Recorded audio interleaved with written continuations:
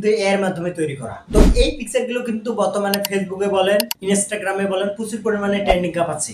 অনেকে কিন্তু এইগুলো তৈরি করে পোস্ট করছে, ভালো পরিমাণে রিচ এঙ্গেজমেন্ট পাচ্ছে। তো এই ধরনের পিকচার কিভাবে তৈরি করবেন সেটা কিন্তু আজকের ভিডিওতে দেখাচ্ছি। তো স্ক্রিনটাকে ফলো করেন, আমি একটার পর একটা দেখে দিচ্ছি। ওকে, চলে আসবেন জিমিনি অ্যাপসে। আসার পর এখানে এই যে অপশনটা দেখতেছেন, এখানে ক্লিক করে দিবেন। ক্লিক করে দিয়ে আপনার প্লাসে গিয়ে যে পিকচারটা তৈরি করতে চাচ্ছেন সেই পিকচারটা দিয়ে দিবেন। তো আমারটা আমি দিয়ে দিচ্ছি, আপনারা আপনারটা দিয়ে দিবেন। দেখেন আমার পিকচারটা কিন্তু অলরেডি নিয়ে নিছি।